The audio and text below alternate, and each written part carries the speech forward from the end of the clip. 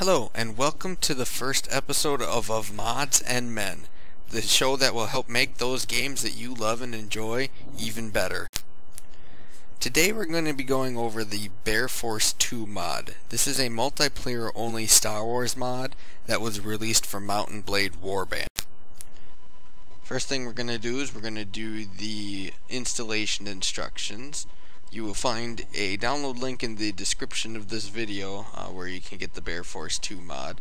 You'll just have to start this exe file and make sure when you're installing to install into your module folder in your Mount and Blade Warband directory, wherever that might be located.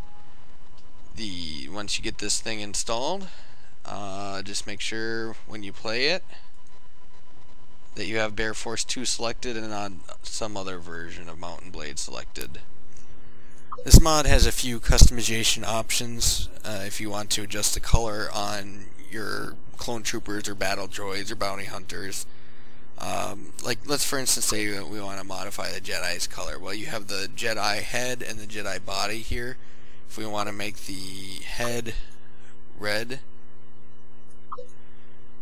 and then the body blue,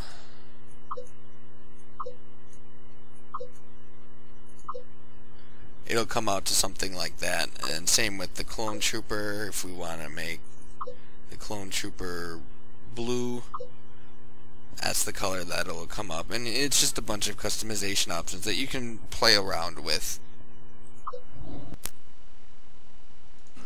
Let's start with the combat then, since I'm sure that's what everyone wants to see. It's set in the prequel trilogy, so you're going to get units from that time period. We'll start off with the bounty hunter, shall we? Now, the bounty hunter is probably my favorite class. It seems to be the most versatile. Not only do you get some badass armor, but you get this nice little jetpack here you can use to fly around. You also get a missile launcher on the top that you can purchase, good for those big explosions that you might want to cause. And then you can also get a variety of pistols or rifles depending on what your preference is, and you can also get a vibro staff as well in case you get encountered into melee combat with some Jedi, for instance. It's very useful for taking out pretty much anybody. On the other side, for the Republic, they get the Jet Trooper here. He gets a decent variety of weapons as well, ranging from pistols and rifles. Not quite as much as the Bounty Hunter. He also doesn't get the missile launcher on the jetpack, so he's not quite as good as the Bounty Hunter, but he's a decent counter for them if you need to match the jetpack ability of the Bounty Hunter. Let's move on to the Jedi and the Sith combat. The Jedi and Sith are split between two classes. The Jedi split between the Jedi Sentinel and Jedi Counselor, and the Sith are split between the Sith Warrior and Sith Sorceress. Now the Warrior and the Sentinel are a little bit more focused on lightsaber combat, while the Counselor and Sorceress have a few more force powers that you can play with. One quick thing to note is that the mod uses the Flores mod packs melee animation, so it might get a little difficult getting used to it at first. The Light Jedi get two types of sabers, the two-handed variety that you saw before, and then the one-handed variety that you see now, which is a little bit quicker. Let's talk about some of the powers that each side gets. The Sith will have Force Lightning, which does damage and briefly stuns them. And then the Jedi will get Force Healing, which brings it back up to full health.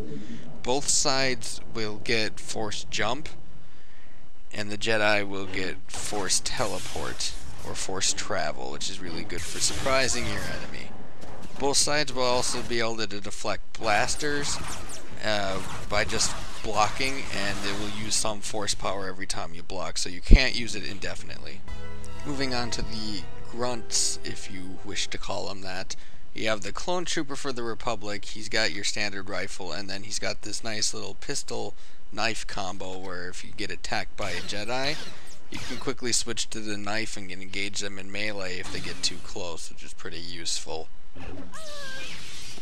The battle droid will give you a couple of rifles to choose from.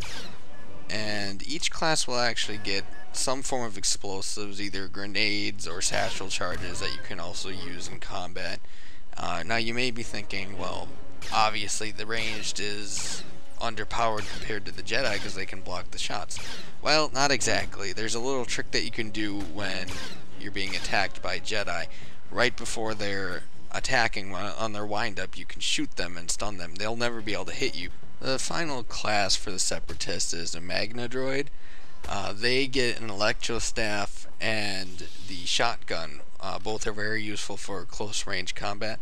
They also get the powers Power Jump and Power Offense, which gives them effectively Force Jump and then a boost to their offensive capabilities as well.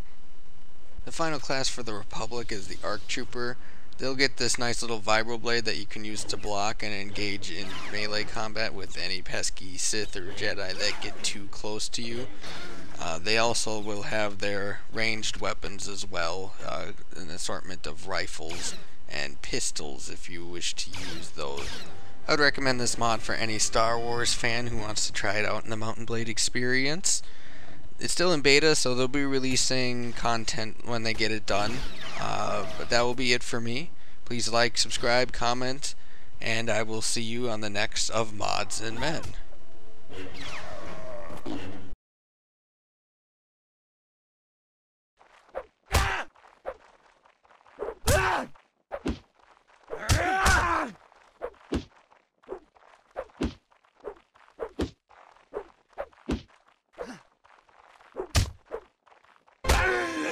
Oh, kick for the win.